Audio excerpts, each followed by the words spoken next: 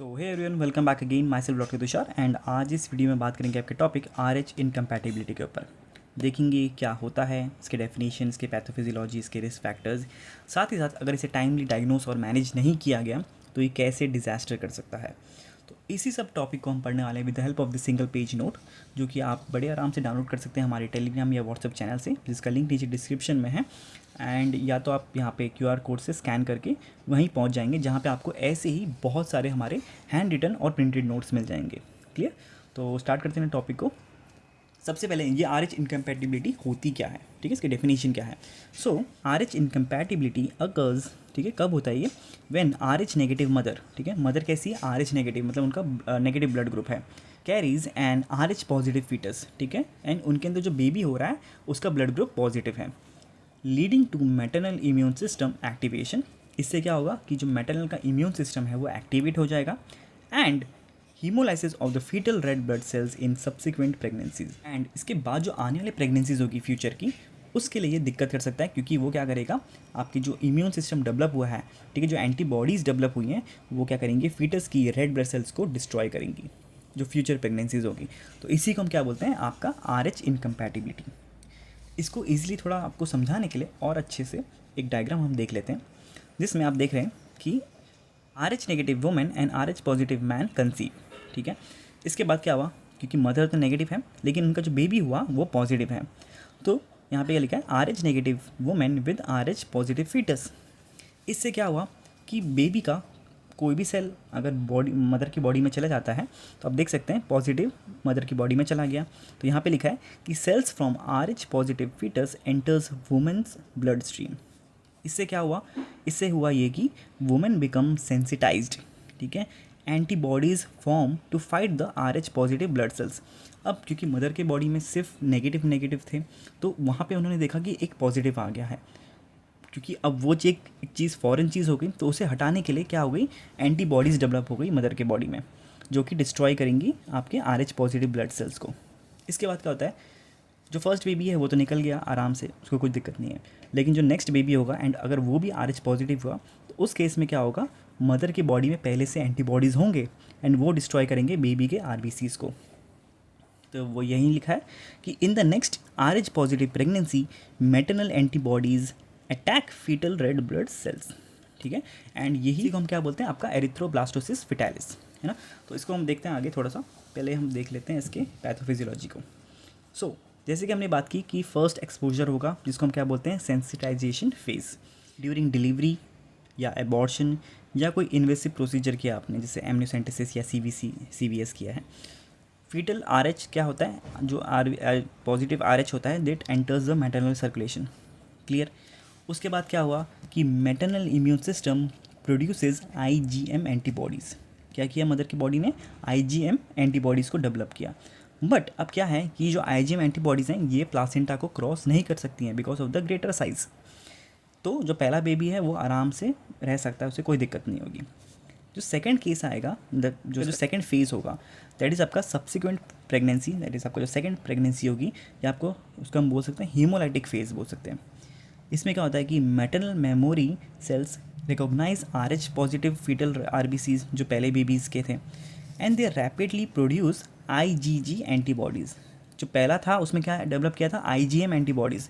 ये तो प्लासेंटा को क्रॉस नहीं कर सकती हैं, लेकिन जो IgG एंटीबॉडीज़ हैं they can cross the placenta and they destroy the fetal RBCs causing haemolytic disease in the newborn, जिसको हम HTN बोलते हैं।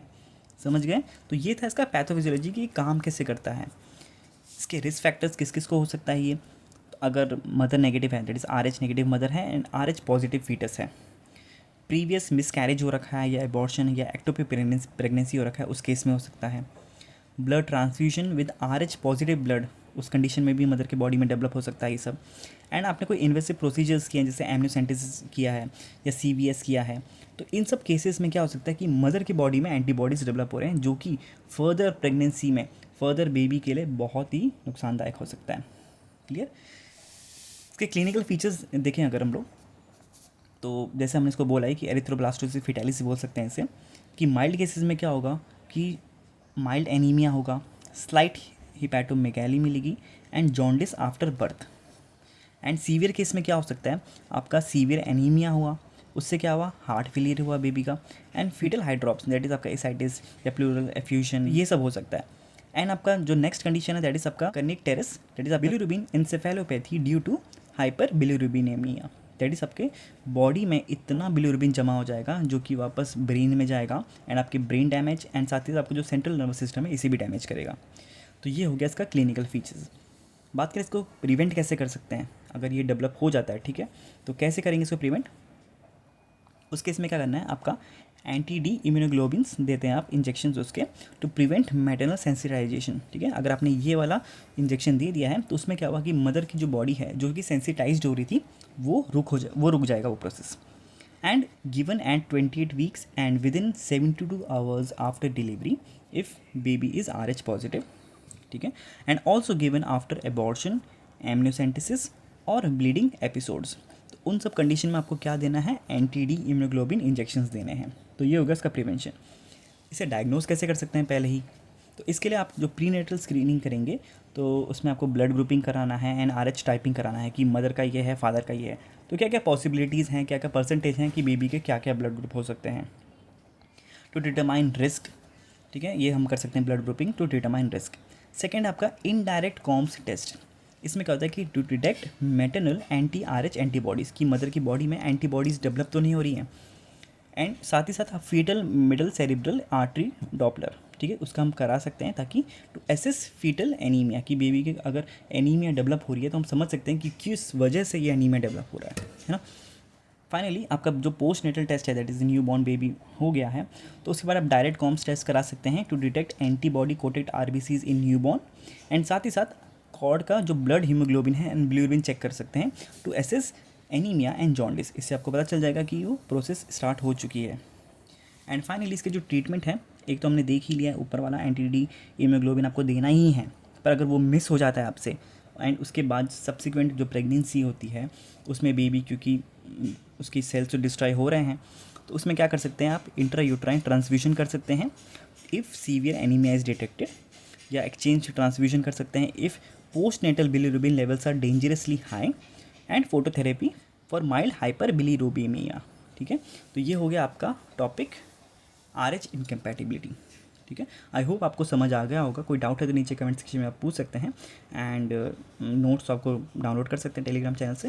एंड अगर आपको वीडियो अच्छी लगी तो प्लीज़ वीडियो को लाइक करना, शेयर करना एंड सब्सक्राइब जरूर से कर लेना। मिलते हैं नेक्स्ट वीडियो में। Till then take care, bye bye.